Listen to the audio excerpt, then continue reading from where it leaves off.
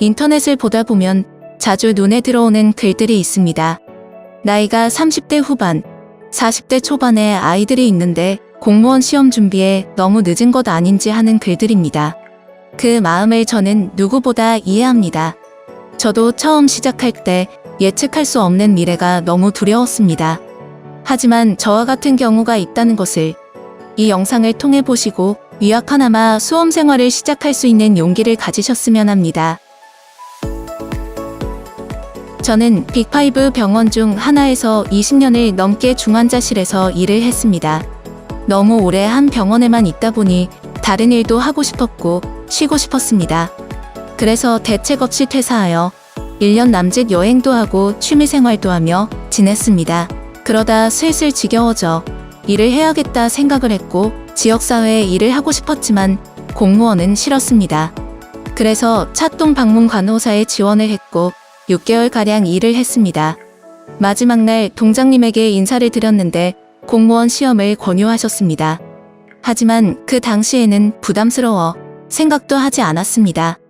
그러다 요양병원에서 시범 사업으로 통합재가 서비스를 시작하였고 그 업무의 총괄을 맡았습니다.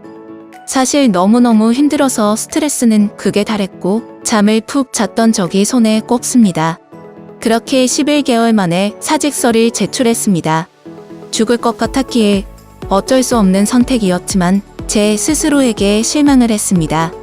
아무것도 할 수 없을 것 같았고 사무국장님은 좀 쉬다가 다시 오라 하셨지만 되돌아갈 수 없었습니다. 그러다가 공무원이 생각났습니다. 솔직히 보건진료직의 1차 의료가 참 부러웠습니다. 하지만 공부할 엄두가 안 나 접어두고 있었습니다. 그렇지만 지역사회에 일을 계속하고 싶었던 저는 선택의 여지가 없었습니다. 해보고 안 되면 어쩔 수 없지. 다시 임상으로 돌아가면 그만이잖아. 시작이라도 해보자. 라는 마음으로 공무원 시험을 준비하게 되었습니다. 차동 방문간호사 교육을 한 달간 받았는데 그때 초대 강사로 김희영 교수님이 오셨습니다. 차분하고 절도 있게 강해하시는 모습이 마음에 들었습니다. 공무원 전공 과목을 검색하던 도중 김희영 교수님께서 대박 열린 고시학원에서 강의를 하시는 걸 알게 되었고 망설임 없이 교수님 강의를 선택하였습니다. 4월부터 공통과목 기본과 심화과정을 7월까지 실강으로 들었습니다. 영어는 익숙했지만 국어와 한국사는 맙소사라는 탄성이 절로 나오는 상태였습니다. 그래도 한 번도 빠지지 않고 집에 오면 이해가 되지 않아도 열심히 읽었습니다. 8월부터 공통과목 강의가 끝나고 한국사 보강이 주말마다 있는데 그 강의도 한 번도 빠진 적 없이 실강으로 듣고 익숙해지도록 익혔습니다. 전공 과목은 한꺼번에 듣는 게 부담스러워서 지역사회 간호학을 먼저 인강으로 들었습니다. 내용이 이해가 안 됐지만 이회독하였습니다.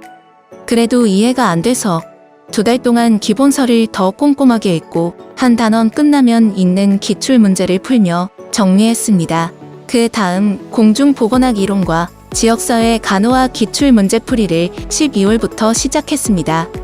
너무 방대한 공중보건학을 할 수 있을까? 하는 생각이 들었습니다. 그래도 차분하게 공부하며 이해가 안 되는 단원만 한 번 더 들었습니다. 다행히 지역사회 간호학과 공중보건학은 겹치는 내용이 있었고 이해가 안 되는 부분은 정리하여 요약 노트를 만들었습니다. 기출문제와 단원별 문제풀이는 3번은 돌려보았고 시험 2주 전부터는 틀린 문제와 요약 노트를 중점으로 보았습니다. 특히 이해가 안 되는 부분은 모형이나 이론이었는데 무작정 암기보다는 이해 방식으로 했던 점이 도움이 되었습니다. 이론에 충실한 수업이며 간략하지만 중요한 부분은 깊이 있게 접근합니다. 법규 관련 문제도 꼼꼼하게 알려주시는 점이 좋았습니다. 이론이나 모형은 문제 풀이할 때 되풀이하면서 이해하는 수준으로 알려주셨습니다. 저는 단원별 문제풀이가 도움이 많이 되었습니다. 기출에 나오지 않는 출제 확률과 난이도가 높은 문제가 단원별 문제풀이에 있었습니다. 실전 모의고사는 시간이 없어서 수강하지 못했습니다. 지역사회 간호학과 수업 방식이 같아 적응이 쉬웠습니다. 공중보건학 역시 이론에 충실했고 간략하고 깊이 있는 접근의 이해 위주 수업입니다. 기출된 부분을 강조하시며 강의하시는 점이 좋았습니다. 그리고 이해가 안 되거나 틀린 문제는 꼭 다시 이론을 정독하고 강의 시간의 말씀을 기억하며 공부했습니다. 제가 지원한 지역은 2명 채용하는데 3명이 필기 합격했습니다. 면접에서 떨어질 수 있다는 생각에 너무 긴장이 되었습니다. 하지만 다른 강의 신청이나 면접책은 사지 않고 대방 열림고시학원에서 제공하는 자료로만 준비했습니다. 경험한 바에 의하면 학원 자료로 충분합니다. 저는 아주 기본적인 질문을 할까 생각했는데 그걸 질문하더라고요. 그래서 아는 대로만 답변했습니다. 그리고 전문적 지식이나 지역에 대한 특색 질문보다는 공무원의 소양을 중점으로 질문을 하였습니다. 그리고 자소서 내용과 시사적인 질문에 대한 자신의 생각도 정리해 두셔야 합니다. 부정적인 의견보다는 긍정적인 방향으로, 비판보다는 대안을 생각하시면 도움이 될 것 같습니다.